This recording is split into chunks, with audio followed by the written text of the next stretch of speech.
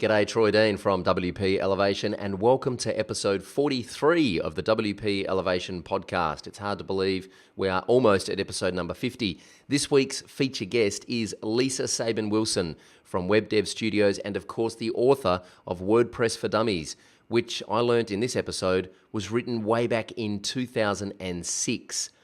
In this episode, you're going to learn some key strategies about how to position yourself as the authority, or as Lisa Sabin-Wilson says, the hero, and why positioning yourself as the hero is so important, and in fact, how doing this completely transformed Lisa's business. Lisa was a nurse and was tinkering with WordPress on the weekends, setting up her own blog. She built her first website for a client for $75. That's right, 75 big ones. And now she's partner at WebDev Studios, who are growing at a rate of knots. They are the team behind AppPresser, the mobile app development framework for WordPress.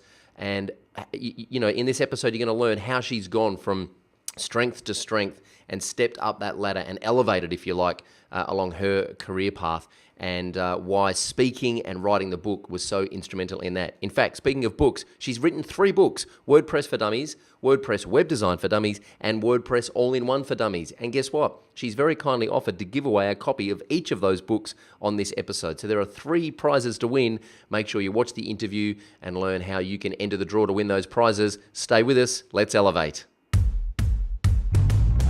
This is the WP Elevation Podcast, helping WordPress consultants elevate. This episode of the WP Elevation Podcast is brought to you by Video User Manuals, the plugin that puts over 60 video tutorials in your client's WordPress dashboard to teach them how to use WordPress so you don't have to. It also teaches them how to use WooCommerce and SEO by Yoast if you have them enabled. You can also add your own custom videos, which a lot of people don't know. So if you build custom post types like testimonials or staff profiles, you can make your own little videos and add them to the plugin, and they slot in seamlessly. Of course, Video User Manuals is the first, the original, and the best way to teach your clients how to use WordPress. Okay, our elevation tip of the week this week is achieve some work-life balance. That's right, I'm actually telling you to step away from the computer, go outside and stretch. Why am I telling you to get away from the computer? Well, of course, after you've listened to this episode, you can step away from the computer. Or maybe you can step away from the computer and listen to this episode while you're walking around the park, which I'm a big fan of, listening to podcasts while I walk around the park. Of course, not my own podcast. It's true, I never listen to my own podcast because, frankly, it's a bit weird.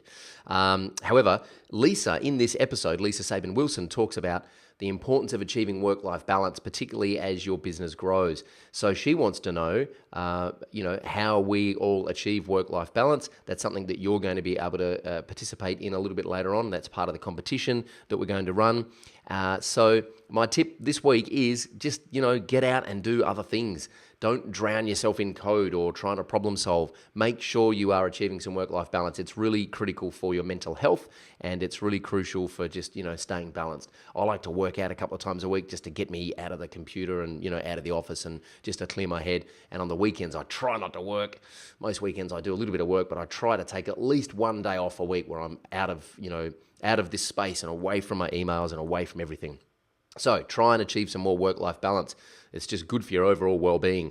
Lisa Sabin-Wilson is our guest this week. Of course, she is from WebDev Studios, and she's the author of 4 WordPress for Dummies books. WordPress, I said 3 before, but I've just discovered she also wrote BuddyPress for Dummies. So that makes her a published author of 4 Dummies books for WordPress and BuddyPress. She is, of course, also co-founder of AppPresser, which is the mobile app development framework for WordPress. There's tons and tons of gold in this interview about positioning, about pricing, about knowing what you're good at, learning how to say no, about growing, employing, managing people. It's all here. It's awesome. You're going to get a lot out of it. And we're giving away 3 books. What else could you want? Let's go and meet Lisa Sabin-Wilson. G'day, Troy Dean here from WP Elevation, and I'm very pleased to have with me all the way from Milwaukee, Wisconsin, Lisa Sabin-Wilson. Hey, Lisa, how are you? I'm good, Troy. How are you? Now, is it Milwaukee, Wisconsin, or is it Wisconsin, Milwaukee? It's Milwaukee, Wisconsin. Milwaukee is the city, Wisconsin is the state, right? Exactly right. Yep. We used to play this game in high school where a buddy and I were like all the kids. We'd be like trying to list the 50 states of the US, And my buddy and I could usually get through them, but we'd always have arguments about whether it was a state or a city. I'd be like, Utah. He'd be like, that's a city. I'm like, no, it's not. It's a state. That's okay because we have the same arguments about Australia over here. So. But there's only like 6 of them here, or 7 of them. There's 50 of them over there. When I was in Chicago a couple of weeks ago, I was sitting on a plane with some Americans, and they couldn't even. They were arguing over what the capital of Milwaukee was. Because what we learn is like the biggest cities are the capital. So I thought LA was the capital of California. I thought, Chicago is the capital of Illinois, and that's not the case. It's usually like the smaller cities that are the capitals. What's that about? I don't really know. I think it's probably about where the states were founded, maybe. I'm not sure. Like in Wisconsin, our capital is Madison. Yeah. Not a small city, but not as big as Milwaukee either. But And Ann Arbor is the capital of Michigan. Michigan, right? Yeah. You would think it would be Detroit because Yes. Detroit's like one of the big cities there, but Ann Arbor is a beautiful city. Yeah. Absolutely gorgeous and small, a lot smaller than Detroit. Yeah. Wow. Well, this is supposed to be a Chicago, WordPress. by the way, is a city, just so you know. Sorry? I said Chicago, by the way, is a city, just so you know. Yes, that's right. It's a big city in the state of Illinois. Yes. Exactly. Yep. This is supposed to be a WordPress podcast, but we're just having a little geography lesson to get ourselves acquainted. Now, for those that don't know, Lisa Sabin-Wilson is from WebDev Studios and also is one of the brains behind App Presser, which we're going to talk a lot about, and also has written about 8,000 books about WordPress for Dummies, 3 of which we're going to give away on this episode. So stick around for details on how you can enter that competition a little bit later on and pick up one of 3 WordPress for Dummies books. Okay, Lisa, before we start talking about all things WordPress-ish, when you were a kid, what did you want to be when you grew up? Oh, when I was a kid, I wanted to be a musician when I grew up. Cool. I played the piano. I actually went to college for the first time and majored in vocal performance with a minor in music education. So. I did not know this. I did not know that you sang and played piano. I do, and violin. Wow. Do you still play much these days? I don't play the violin anymore. It's been a while, so it might take me a little bit to pick up, but piano I do. Cool. Awesome. Do you perform anywhere? Like, do you gig around or? No, not anymore. I used to. Wow. I used to be in a band and all of that kind of fun stuff, but not anymore. Awesome. Well, there you go. I just learned something.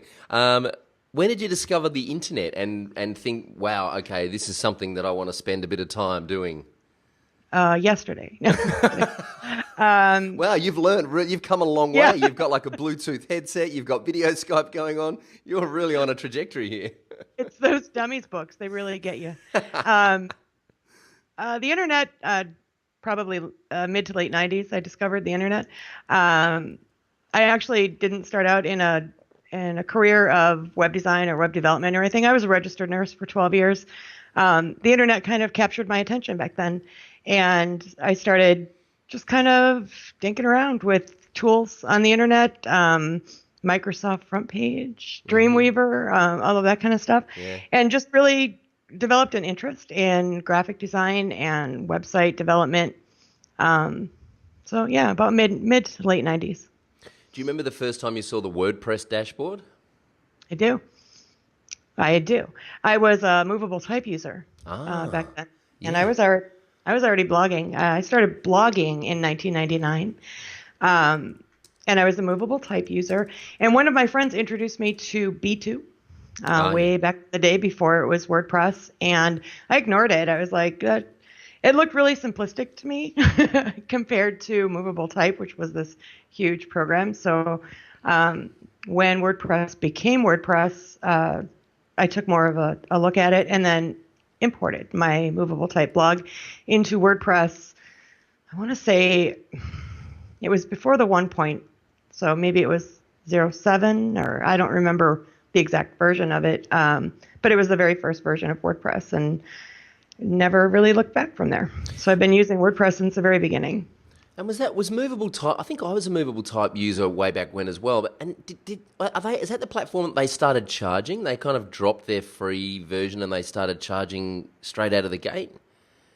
So they had a free version. I was using the free version. I think it was around 2000. Oh God, my memory. 2004 maybe that movable type started charging. So they changed their licensure. So WordPress was really primed at that point to kind of take on this onslaught of movable type Yeah. users who just wanted to leave because they were very unhappy. That's not why I made my change. I was actually really dissatisfied with the static publishing of movable type. So every time and because I was a designer or a developer or digging into the templates, every time you made a change to the CSS or one of the templates, you had to rebuild the entire site. Like you couldn't just put a change up there and it would, populate that change across the entire site. Every page, every archive had to be rebuilt. And when you started getting like a large number of posts and archives, that became a very timely process. That's what turned me for WordPress. I was like, you're kidding. I can just make a change here and it's done. Yeah. I remember one of the big aha moments I had when I started using WordPress was the include of header and footer. Because I remember in Dreamweaver, if you wanted to change, if you wanted to add a page to your main navigation, you had to go through and update every page of the main navigation. Whereas in WordPress, I think back then I was hard coding the list items into the navigation menu in the header, and I just did it once, and it populated the entire site. And I thought I was a wizard. I thought I was like some kind of magician. It was just this, I know. It was revolutionary. I know. I think my big moment like that with WordPress was when they introduced static pages. Yeah. I was using it before then, and we were using posts for static pages and just turning comments off on it so it looked like a page. But then it was always, I don't want them to show up in my blog chronology, the archive of it. When they introduced static pages, I was like, I love this platform so much. Yeah. And now look at how far it's come. Yeah. Now, so were you building, when you first started using WordPress, were you building like hobby sites for yourself, or was it for the band that you were in, or? No, it was hobby sites for myself. It was my own personal blog. Okay. I probably changed the design and theme on that once a week. Right. Now I'm lucky if I can change it once every 5 years. I don't have time.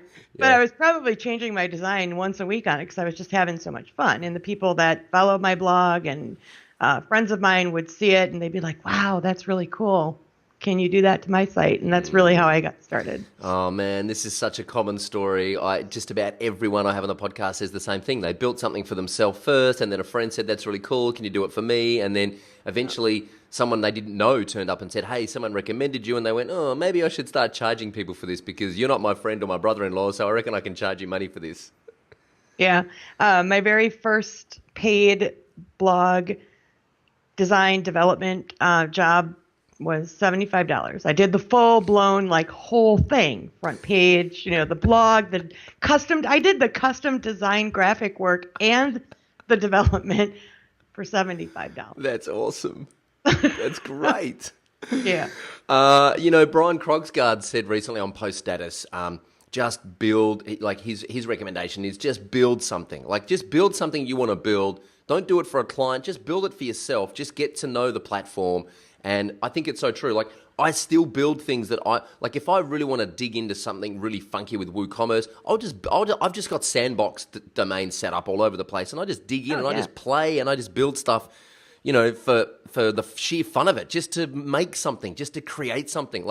Now we've got nothing in an hour and a half's time. We've got something that we can interact with and play with. It's awesome, isn't it? Oh, it absolutely is. And having an environment like that, to be able to play with these different tools and even just play with WordPress platform itself without any of the add-ons or plugins really introduces you to the nuances of the platform. And you start to discover things about WordPress that you never knew. You start to discover things like the screen options in the dashboard and what that can do to help you kind of tailor that dashboard experience.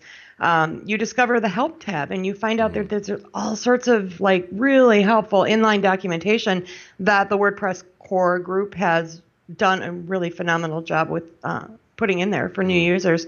And you start to discover these little things that maybe you didn't really know, or maybe you wouldn't have known if you're just trying to rush yourself through a client project or something. So all of that knowledge that you gain just by playing with the platforms like that is all knowledge that you can then apply to your business and pass on to your clients, and then you become their hero. Yeah. Because they didn't know that stuff either. So. Yeah, exactly. That's a really interesting point. We're going to loop back to that in a little while about being the hero.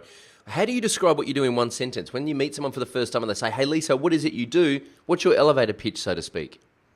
What we do at WebDev Studios is advanced custom design and development for WordPress builds. So we're not your typical WordPress shop doing small boutique blogs. We're doing very advanced customizations. So when you say advanced customizations, and I like this because you're really clear about what you do and what you don't do. And I think this is a really good distinction to be, for people starting out, if you can get really clear about what you don't want to do and then just don't do that and just focus on what you do want to do, makes life a lot easier. So when you say advanced customizations, what does that mean? Are you integrating with other third-party things? Are you like, do your WordPress sites still look and feel and operate like WordPress? No. Sometimes they do. I mean, yeah, some of them they do. They just look like blogs. So when I talk about advanced customizations, it can be anything from really advanced, like high-level data migrations from not from WordPress to WordPress, but from custom CMSs or from just plain XML files. That is a huge challenge for a lot of people to be able to manipulate that data and bring it into WordPress in a way that makes sense. A lot of businesses, a lot of entities are moving off of the customized CMS because they want something that's more tried and true and something that's more known out there with more tools and more documentation and actively developed and things like that. So high-level custom migrations we do. Advanced customization in terms of themes, we're doing a lot of custom themes with custom post types and taxonomies and data relationships. Again, we're back to the data. And then, e-commerce sites, of course. And then we get into things like real heavy customization of BuddyPress and BBPress forums. Stuff like that. And then from customized advanced development, we're creating plugins at WebDev Studios that don't exist in the repository yet, mainly because our clients come to us with these huge, amazing ideas. And we're like, yeah, I mean, WordPress can do that. It's just a matter of, figuring out the best way to get it done. Sometimes it involves, customized API integrations with other services. Sometimes it requires just different development techniques and different ideas from plugins that currently exist out there today. So it's really, when clients come to us with really challenging things that sort of stretch the possibility of what WordPress or BuddyPress or BBPress can do, we're all over it because we love the challenge. Is that where, now correct me if I'm wrong, but I think, and I'm just doing my little bit of research here to make sure I'm not wrong, but you guys are, Badge OS is one of your things, right? Badge OS is one of our things, yeah. I got to tell you a little secret of mine. I'm currently totally in love with Badge OS, and we are putting it through its paces at the moment and seeing how we can include it in the WP Elevation membership website because this thing is just so sexy. I just love it so much. So is this one of those things that came about from a client requirement? Yeah, it absolutely came out from a client requirement. We developed Badge OS in partnership with a group called Crudly, or Learning Times also. And they contacted us to create sort of a badging gamification system for WordPress for a very custom build that we did for clients with them. And it was released as a free WordPress plugin in partnership with Crudly. So we developed it. Crudly helps us support it and maintain it. So yeah, that definitely came from a custom, and that's a really good example of things that we're doing that are customized, And for anyone who hasn't, you've got to take Badge, download. There's like a free version of the plugin, then there's a whole bunch of add-ons that you can get. Download the free version and just start taking it for a spin in one of your little sandboxes. This thing is addictive. It's great. Everybody loves earning badges. Oh man, what's not to like about earning badges? It like takes me back to when I was a kid and I'd do my chores and I get a gold star on the fridge for doing my chores. It's like instant gratification. I want to know what badge I'm going to get for doing this interview. I'll work one out. All right, there you go. We'll make something happen. All right. Awesome. Okay, so what do you spend most of your time actually doing day to day? Now that you're not in Front Page anymore, and we're not in Dreamweaver anymore, you're actually, you're partner at WebDev Studios. You're working with big clients. Are you still coding? Are you doing business development? Are you doing project management? What do you actually do on a day-to-day basis? Herd cats. No, I do. I still code. I never want to get away from that ever. I would be very unhappy if I got away from it. And that's sort of the challenge owning a business like this. Because when you become an owner, you start wearing all the different hats. You know, you're the accountant, you're the contractor, you're the legal department, you're the HR department, you're all of that. And it's so easy to get away from what drove you into this business to begin with. For me, it was my love of design, and it was my love of development and getting in there and creating solutions and things like that. So I will never get away from that. I've always had my hand in something like that. But primarily, I do a lot of business development and a lot of, on our end, I'm in charge of a lot of like the QA and user experience for all of our projects across the board.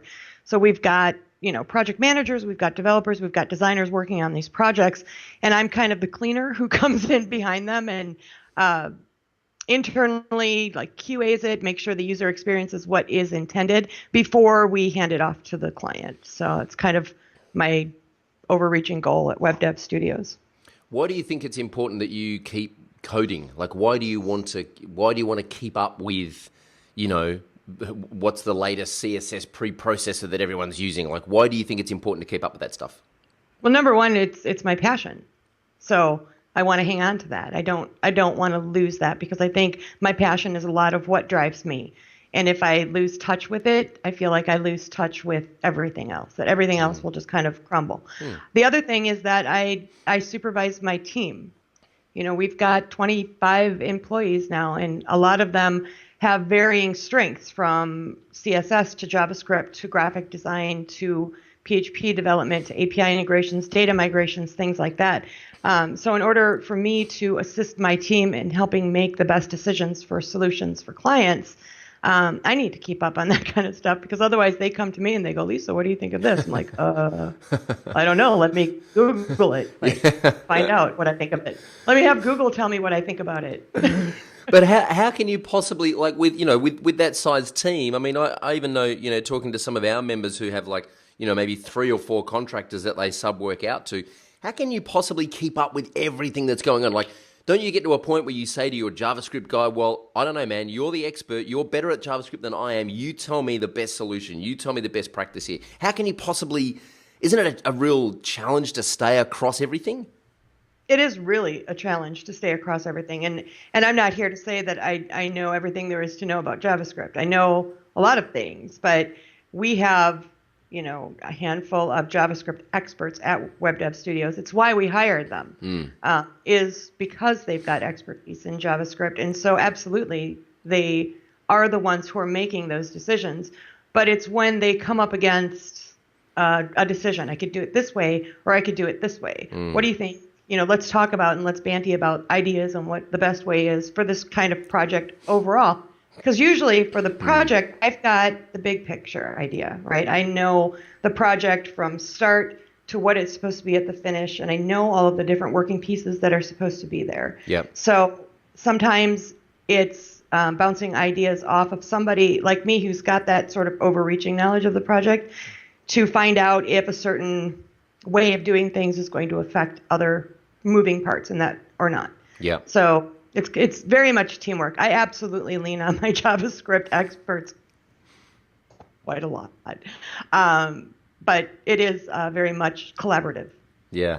Do you have a go-to place where you keep your skills up, where you go to learn what's happening and kind of follow trends and keep up with new technology? Did I freeze you're on you? cutting out on. Yeah, you okay. froze on. Let's try that one again. I didn't hear that whole last part. Do you have a go-to resource where you go to keep up with new technology and learn new techniques and new trends? Yeah, I think I do a lot of blog reading. I mean, Twitter is amazing. You could just, I've curated a WordPress list. A lot of people have curated a WordPress experts list, a design experts list. So I keep my lists filled with people who are putting out really excellent articles and ideas and resources and things like that. So I could just sit on Twitter all day and learn gobs of information, just clicking through articles that people who are experts in my industry are putting out there, whether they're writing those articles or whether they're finding them and sharing them. So Twitter is a really good place to curate those types of resources if you use it correctly. And then, the usual standards. I like Smashing Magazine. I like a lot of the WordPress resource sites that put out new and interesting articles about the latest and upcoming thing. WP Tavern is one, Post Status is another. And then I follow kind of the niche sites like Security, for example, because they're always blogging about and putting out articles about things related to security and WordPress security and things like that. So it's just kind of finding those resources and keeping an eye on what's new and what's coming up. Brad Williams, my partner at WebDev Studios, always knows what's new, always. And I think he does that because he runs Dradcast, so he has to keep up on what's new because he's reporting on it all the time. Yeah. So I just have to listen to him talk. That's and he talks a lot. That's very convenient having the co-host of Dradcast in-house. Yeah. Okay, what's the one thing that keeps you awake at night? Work-related or non-work-related? Well, it's an open-ended question, Lisa. Most of our guests say something work-related, but you feel free to share whatever you want to share. There's a lot that keeps me up at night. Work-related, right now, WebDev Studios is in like a lot of the agencies out there, in a growth period right now. We've tripled our size in the last year, and we don't kind of see any slowdown coming. Actually, we know that there's more growth immediately ahead. I worry, and it keeps me up at night. I worry that we're growing the right way, making sure that we've got all of our processes covered and not just development or design processes, but HR processes and communication and workflows and things like that, to make sure that not only the clients are happy, but that my employees, that our team members are happy and they have what they need and they feel supported. And that keeps me up at night, I guess. I worry about things like that. I'm a worrier anyway, so it doesn't take much to keep me up at night. Right. So how do you, so on that, how do you manage that worry, and how do you switch off and kind of get a bit of balance? What do you do when you're not working? Well, it's summertime here in Wisconsin, so I do a lot of outdoor activities, a lot of gardening. I love gardening, so I spend a lot of time out in the yard. That really kind of balances me. We do boating, a lot of water activities, things like that. So I try to leave work behind me on the weekends as much as possible and go out and do that kind of stuff. And I have to tell myself that, okay, we're out here and we're on a boat in the middle of a lake. Just leave it alone. Yeah.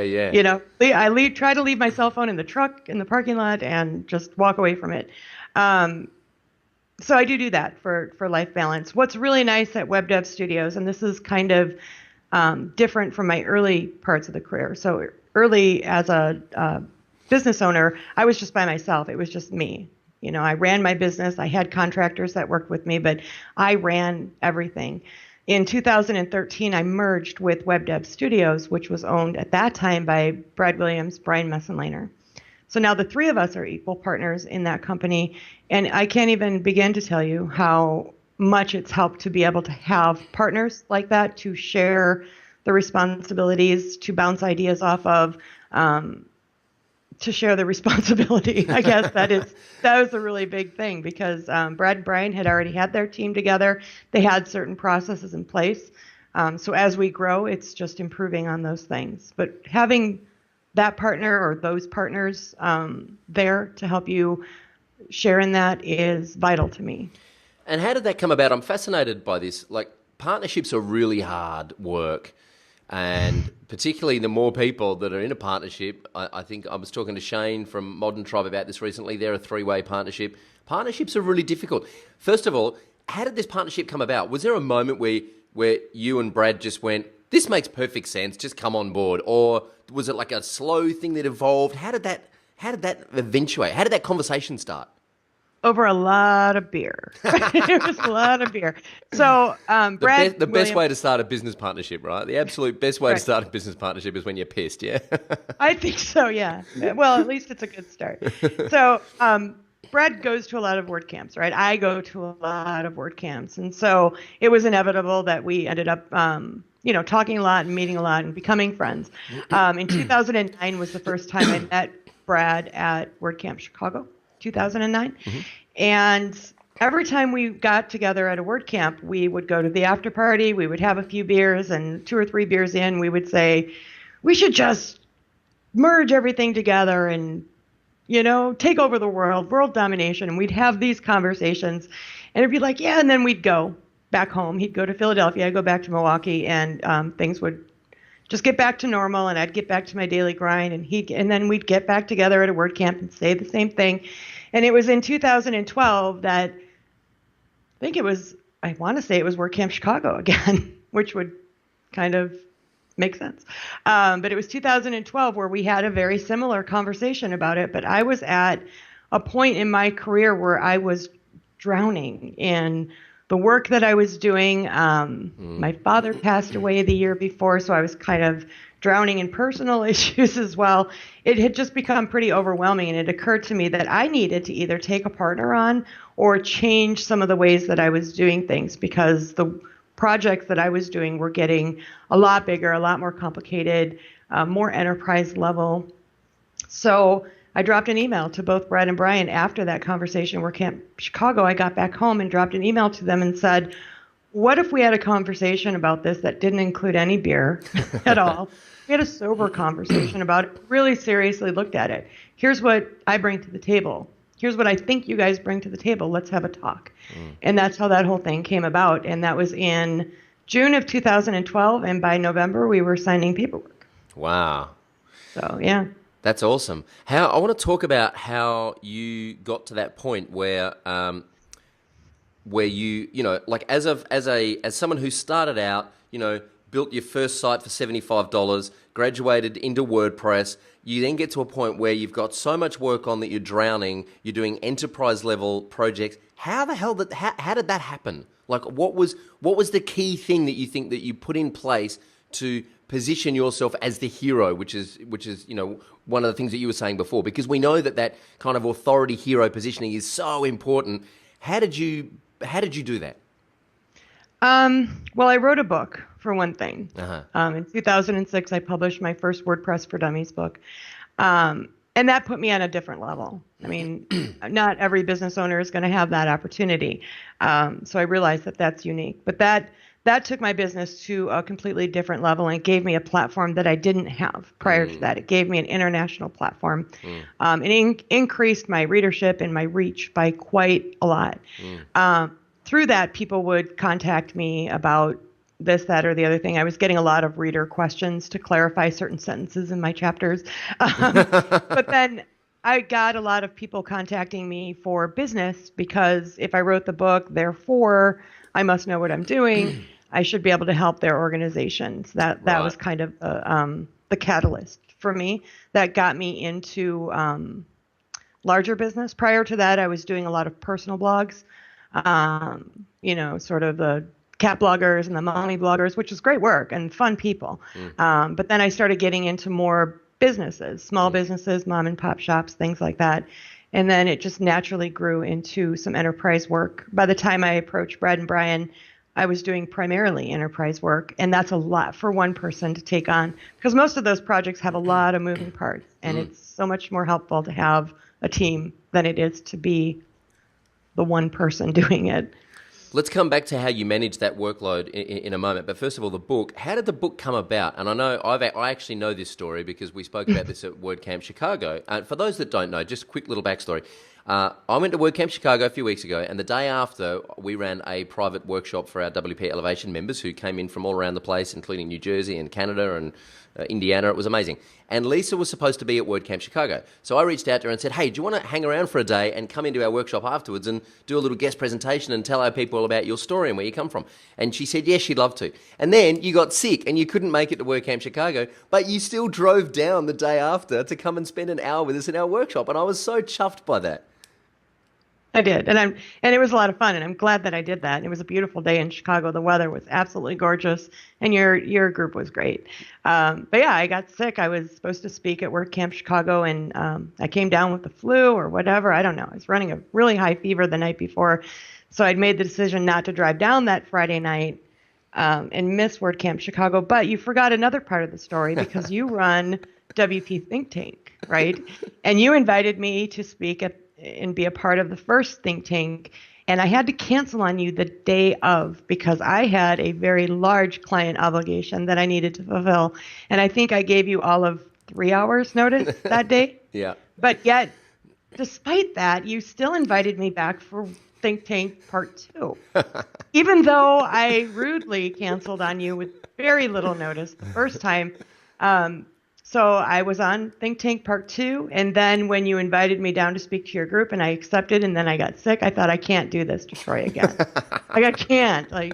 So I was feeling better by Monday morning, so I made the drive down. Well, I really appreciate it, and so did my members. I tell you what, we had a great conversation for the rest of that day and that night, and they were absolutely chuffed. We had a couple of guys from Woo Themes in the morning, we had you in the afternoon, and they were absolutely blown away by how generous you guys were with your time. So we spoke about the story there, but for the rest of the people who haven't heard the story, how did writing the WordPress for Dummies book come about? And this was in about 2006, you said, yeah?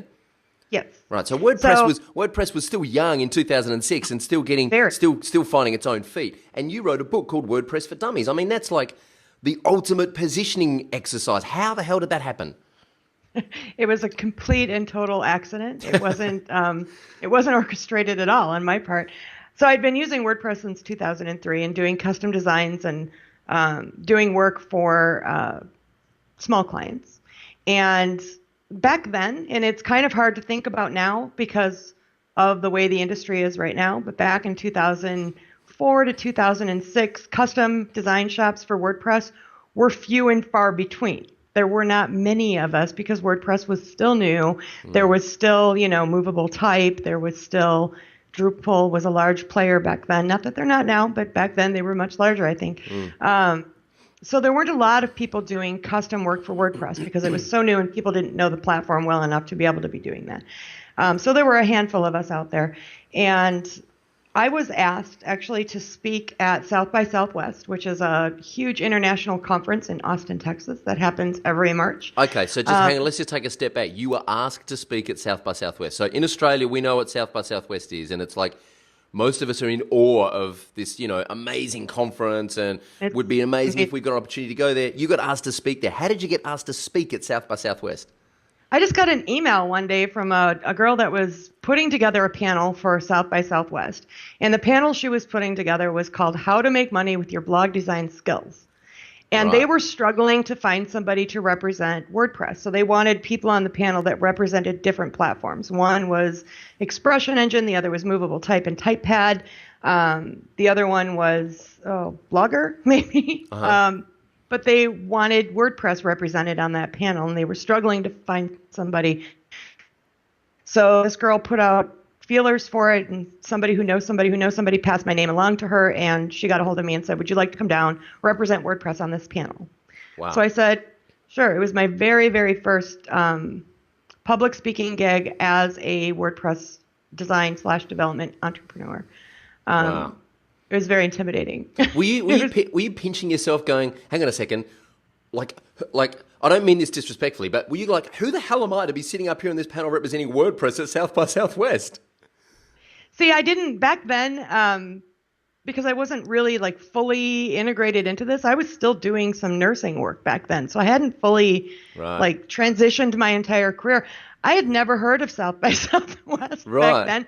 So I didn't know what a big deal it was. Right. But I thought that it would be fun, and I thought that it would be interesting to do and kind of a way to springboard my career and make some decent contacts. Little did I know that when I went down there to speak that there would be a publisher in the audience from Wiley Publishing who owns the For Dummies brand, which is huge. I mean, there's a For Dummies book for absolutely everything. Yeah. And then I was asked after our panel, I was asked if I would be interested in writing WordPress for Dummies. Wow. I love this because it was kind of like, you were completely ignorant of the whole kind of entrepreneur tech startup space. And through that kind of ignorance, you weren't afraid of, you weren't kind of, thinking, because when we go to Pressnomics and we go to WordCamps and we see our WordPress rock stars, I mean, we had this conversation in Chicago, we see our WordPress rock stars, and some people find it really, intimidating and uncomfortable to kind of, there's kind of this insecurity or this fear of, how do I fit into this space? But because you kind of didn't really fit into this space, that you didn't have to overcome that when you spoke at South by Southwest. It was just like an interesting thing that you were doing on the weekend. It was an interesting thing I was doing on the weekend. And back then, our WordPress rock star was Matt Mullenweg. That was pretty much it. Yeah.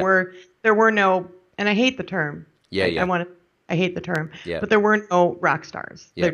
There weren't names in the community yet by then, or maybe they were, but I was ignorant, like you said. Yeah. I mean, I was scared shitless Yeah. to be doing this, but I thought it would be fun, and I'm never one to turn down a challenge. So, Wow. And it was fun, and I was scared, and it was very intimidating. And when I was asked to write WordPress for Dummies, I thought, wow. I mean, I'd never considered writing a book before, ever. But again, it's a challenge, and I thought about it over the weekend and thought, if there's something that could really boost my business and really get my name out there in this, and in the WordPress industry, WordPress economy wasn't even a thing yet, or it was emerging, or it was a thing and I was ignorant of it. I don't know. But I thought if there was anything that would springboard my career into this, it would be writing a book. Little did I know that it would very much springboard my career, and it has. Wow. Okay, so you write the book, and then the business kind of takes off. You start dealing with, and I love this because most people, the reality is most people are not going to write a book, even if they get the opportunity. Writing a book is extremely hard work. Most people are not going to write a book. But even blogging or hosting a podcast or doing something that positions you as an authority or an expert or a rock star or whatever, word you're comfortable with.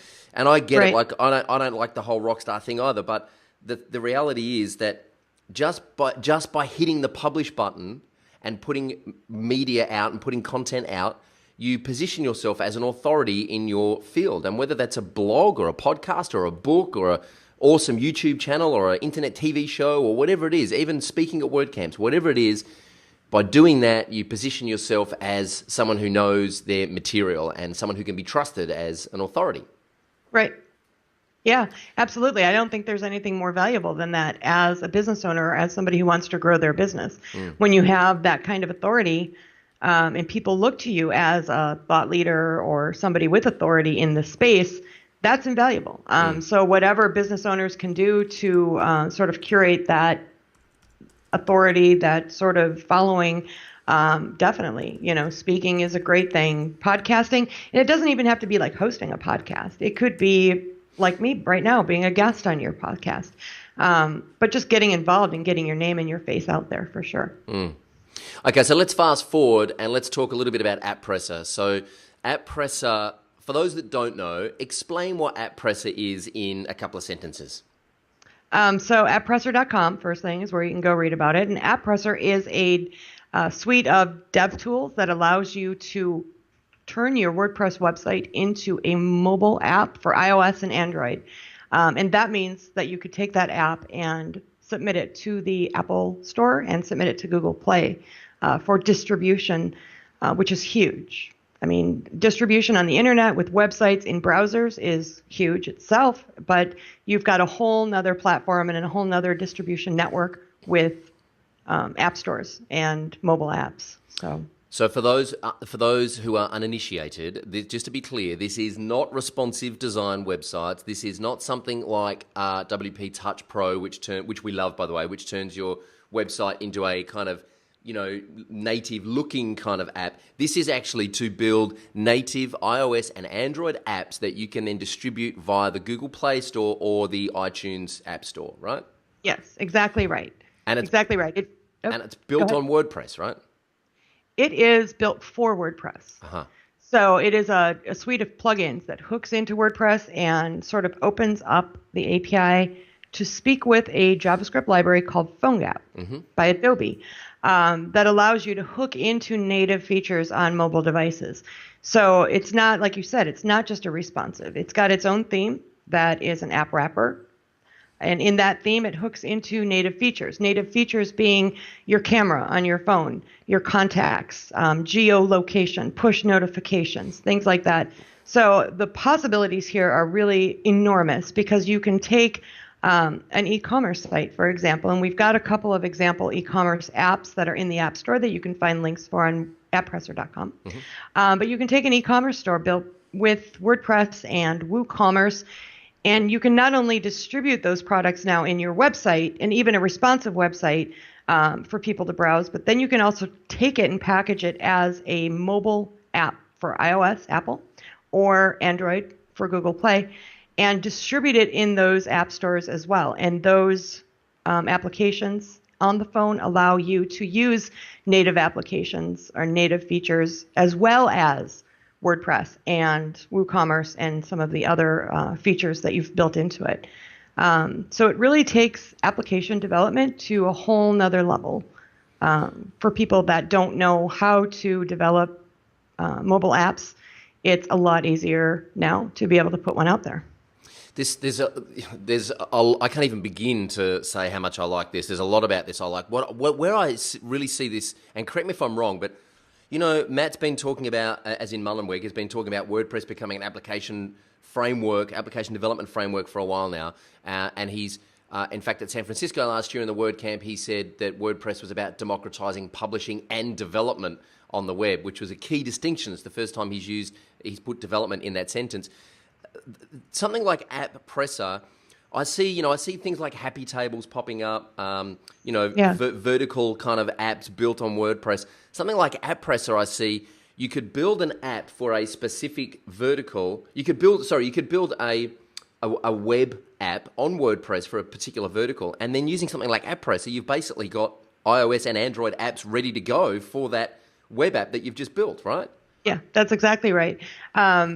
And Matt Mullenweg in State of the Word 2013 and 2012 talked about the future of WordPress is using it as a framework for web and mobile apps. So this kind of builds on that. We were very, very much inspired by Matt and very much inspired by some custom client work that we were doing that was the basis of App Presser. But to your point, yes, absolutely. You could take, and let's use an example of, and I use this example a lot because I'm a big fan of yoga.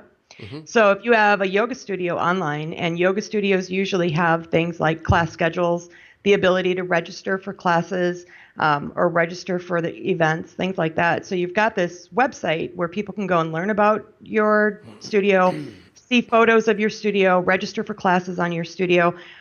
You can now take that as well and turn that into a mobile app. And now all of the people that come to your studio, you could offer them an iOS app that would allow them to register for classes online. And that would hook into the native feature of your calendar. So not only are you registering for classes online, but now your calendar is popping up notifications and reminders to you that you register for class at 5 o'clock on Tuesday night.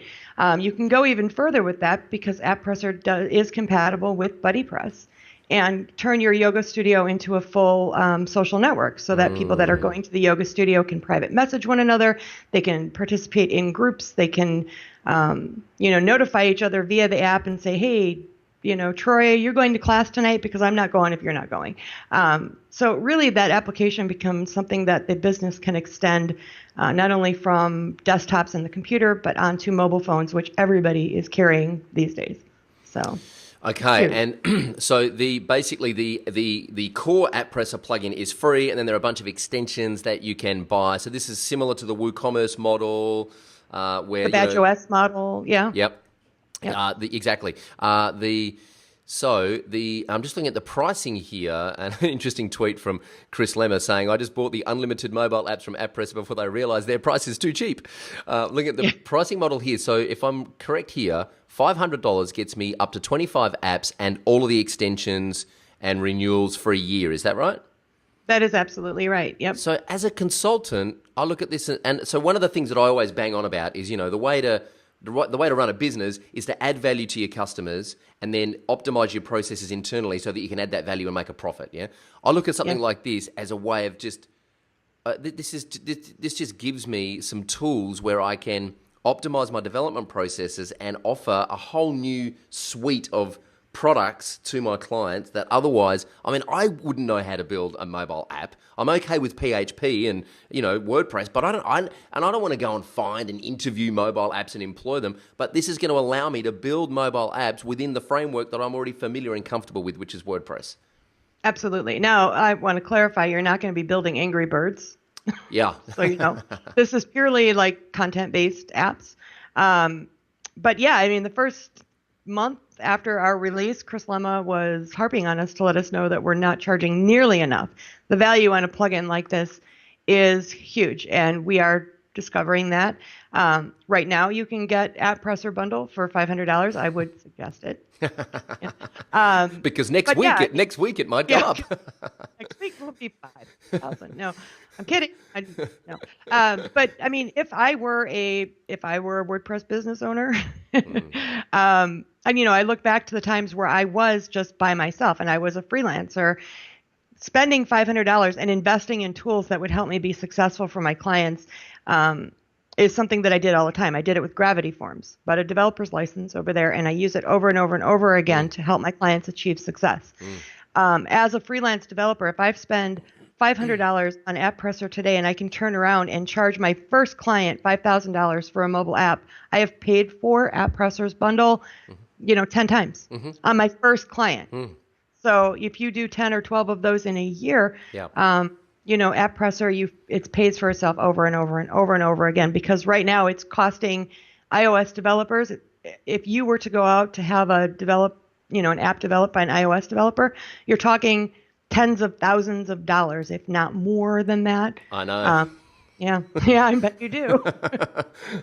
I have quotes and proposals sitting in my inbox over the last couple of years, and the whole thing, like I talk to WordPress consultants all the time who aren't charging enough because they don't see themselves as a specialist. I'm like, you know what? Go and find an iOS developer and get a quote from them on building an app. These guys know how to price themselves as specialists. Yeah, exactly because right. What they do is a specialist skill, and what we do is a specialist skill with WordPress. We just don't realize it enough. So that's why, interviews like this and talking to people like you hopefully will help everyone in this space understand that what we do is actually a specialty skill.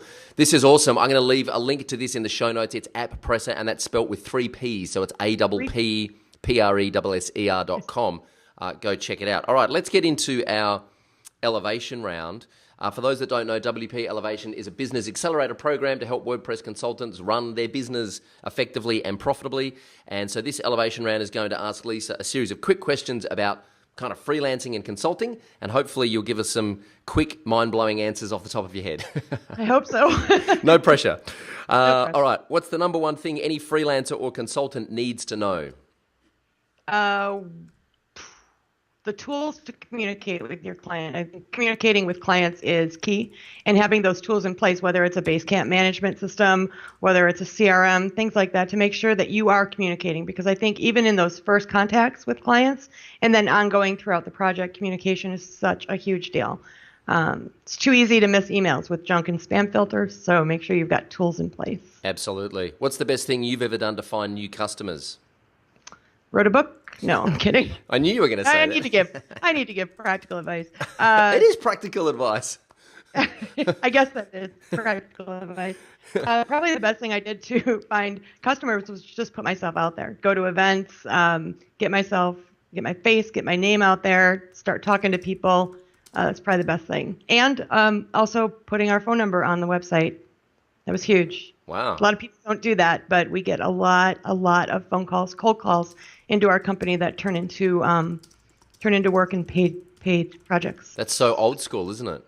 It really is. It's funny. I was talking to James Shremko, who's kind of like a business coach here in Australia, and he does a lot of consulting work with clients, and he said like the lowest hanging fruit with any small business client is to put a really big call to action on the homepage and put their phone number top right of the website. It will increase incoming leads. Absolutely. How do you stop competing on price? When you start drowning and you don't have time to care what other people are doing. Yes. You start, you just can't pay attention to what other people are doing. You see what other people are pricing, and they're pricing it for the reasons that they have, because they have certain things that they're doing, certain specialties, certain challenges that they have.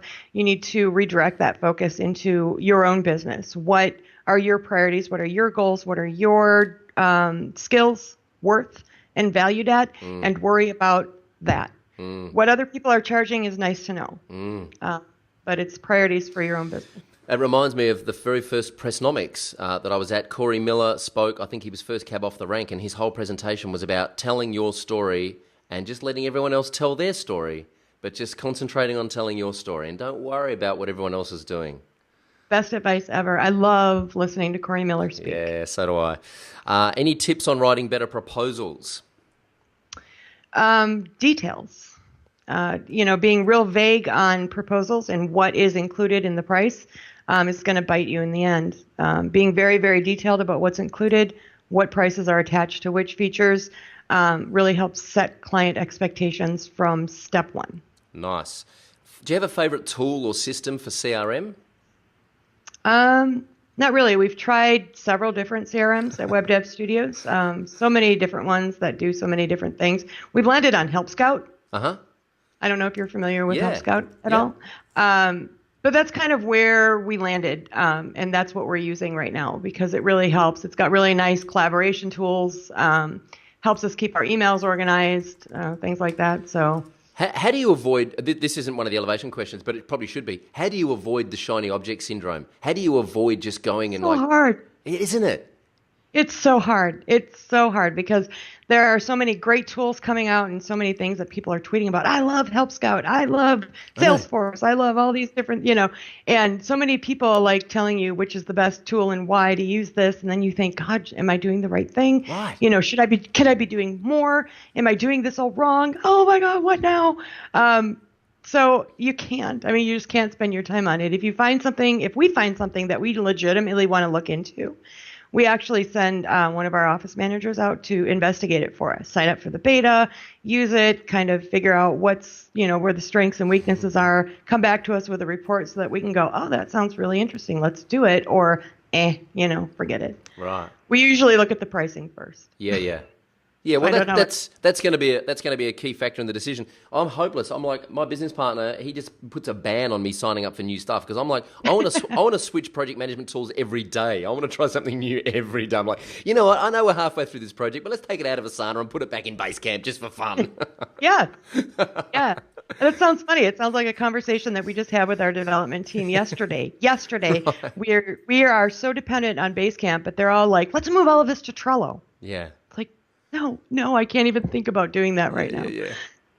So here's a question. What's the best way to keep a project and a client on track? I'm going to go back to communication again. Yeah. I like to have I like to have during the course of a project, and let's say our projects are 10 weeks long. During the course of that project, I like at least a weekly phone call with the client to constantly update them on what's going on, to get a progress report, to answer any of their questions. Communication. Yep. That's it. Any ideas for getting referrals? That phone number and that contact form on the website is invaluable. That's where we get almost all of our referrals from. We also get a lot of referrals from events that we go to, just making contact and making connections with people, and word of mouth. So again, that's connections and networks with other similar businesses that we do. So don't avoid making relationships with people that you may consider to be your competitor, because those people can be extremely helpful, and vice versa. It can be a really good mutual relationship. One of the best things I learned is when you meet people, like the WordPress community is so open and it's really easy to meet people in the WordPress space. And when you meet someone, what I try and do is find out who their ideal client is, so that if I get something across my desk that is like, say, for example, I was talking to you guys, I get something across my desk that is like way above and beyond what I'm going to do. I say, hey, but you know what? I can refer you to people who might be able to help you here. So I always try and meet people and then refer them work if I can, because that's a great way of positioning yourself as someone who's helpful and, someone who, and then you kind of get the attention of the other agencies and the other developers around, and you start building that network. Exactly. It goes back to being that hero. Being a hero not only is being the person to be able to physically provide solutions, but somebody who's got the resources at their fingertips to be able to say, look, I've got an expert on that. I've got an expert on this. I know where to send you about this. But that goes back to making sure you want to take care of your clients, whether that is a client who is potential client. You're not necessarily going to do it, but let me take care of you and send you somewhere where I know you'll be taken care of. Exactly. Final question in the elevation round. What's the number one thing you can do to differentiate yourself? Find a specialty. Find something that you are really not only passionate about, but really good at, whether it's you personally or the team that you work with. Like at WebDev Studios, like I said earlier in this interview, we're really positioned to be known for more advanced customization. When people come up with really crazy ideas, they're like, "Oh, call WebDev." They'll take something like that on, and we love that. We absolutely love it. People know not to come to us with cat bloggers or mommy bloggers or small one-off projects that you can do with like a Genesis theme framework, things like that. There are a lot of people that are making really good money doing that kind of work. That's great, but that's not us. So know what you're good at, and like you had mentioned early on in this, know what you're good at and put that out there so that people know what you will do, what you won't do, what you can do, what you can't do. Awesome. All right, just before we wrap up, what is the future of WebDev Studios? Where do you think you guys will be in 12 months' time? Good question. We are super busy right now. I don't anticipate that to change. I anticipate that we are going to grow in numbers in terms of staff, which is really, really very exciting for us. So that's going to open up all sorts of different doors of opportunity in terms of the types of projects that we can take in.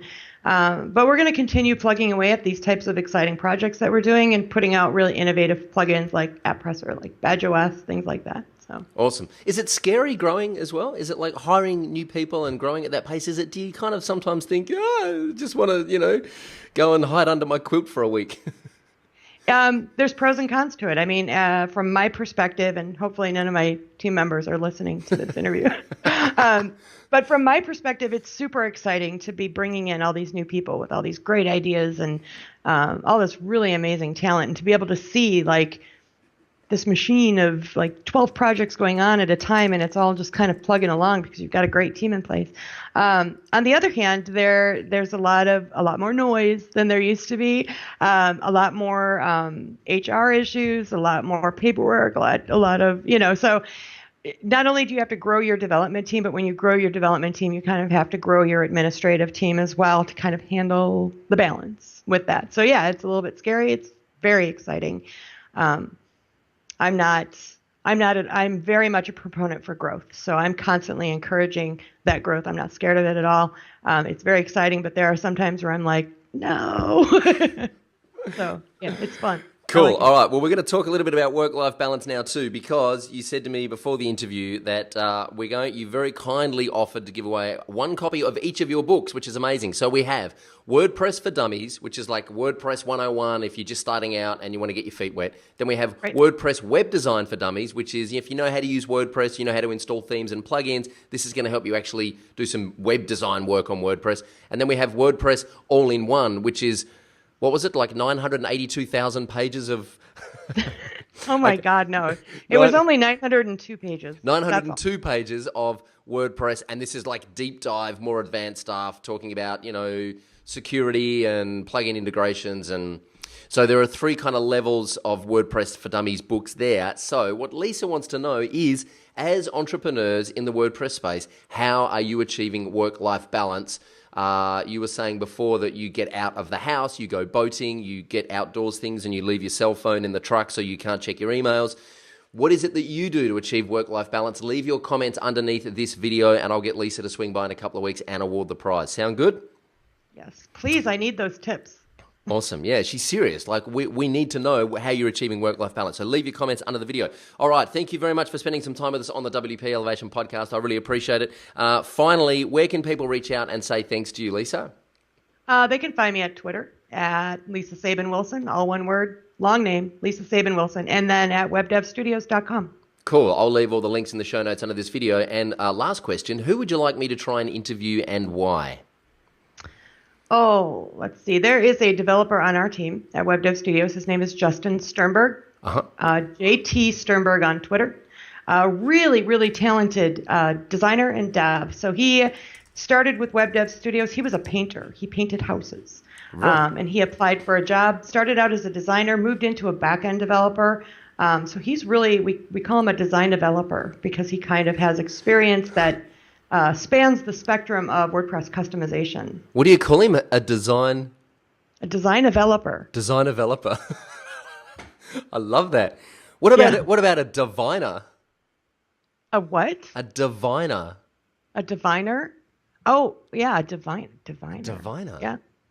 Yeah. A design developer or a diviner? I like it. All right. I'm just checking out Justin's page here on your website. So Justin Sternberg, is that how you say his last name? Sternberg, yep. Sternberg, Justin Sternberg. I'm coming to get you for the podcast courtesy of Lisa Sabin-Wilson, so keep your eyes on Twitter or your email inbox. You're awesome. welcome, Justin. Thank you very much for spending some time with us on the podcast. I wish you guys all the best at WebDev Studios, and very excited to see what is going to happen with AdPresser over the next little while. Yeah, thanks for having me on, Troy. It was always a pleasure talking to you, and I appreciate it. Cheers. Take care. All right. Thank you. I hope you enjoyed meeting Lisa Sabin-Wilson as much as I enjoyed interviewing her on the podcast. I think Lisa is awesome. I'm a big fan, and I don't mind saying so. Of course, this episode is brought to you by Video User Manuals, the first, the original, the best, the only way to teach your clients how to use WordPress. The plugin puts over 60 video tutorials in your client's WordPress dashboard to teach them how to use WordPress, WooCommerce, and SEO by Yoast so that you don't have to. It frees up your time. It kind of automates your client training process. It's ridiculous value. It's $24 a month at the moment. That price will go up soon.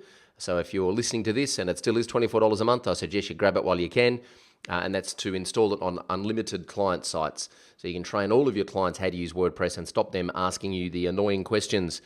Check out wpelevation.com/VUM for a video walkthrough of how the plugin works and how you can use it to win more clients. And of course, subscribe to the podcast at wpelevation.com/subscribe. And when you do subscribe, you'll instantly get access to a free content creation webinar that we put together that will help you create content, and which we know we spoke about with Lisa is important. Blogging, podcasting, writing a book, whatever it is you want to do, creating content is critical for positioning yourself as the authority.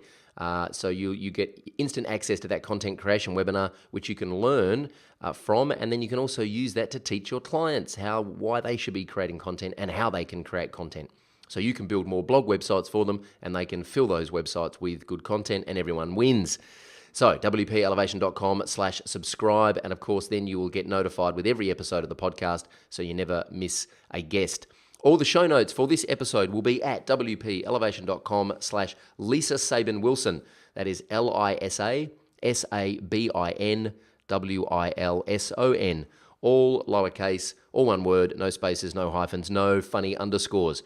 wpelevation.com/Lisa Sabin-Wilson for all of the links and everything we spoke about in this episode. And remember, leave your comments underneath the video for your chance to win one of 3 of Lisa's books: WordPress for Dummies, WordPress Web Design for Dummies, or WordPress 101 for Dummies.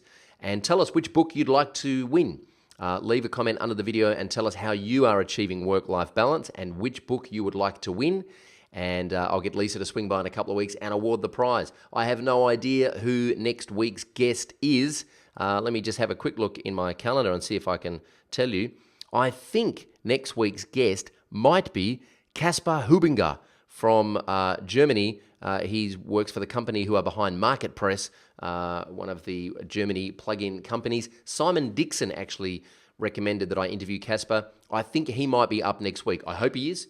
You'll have to watch next week or listen next week to find out. I hope you're enjoying the podcast as much as I am. Please give us a 5-star review over at iTunes. It really helps us get more listeners. Until next time, go elevate.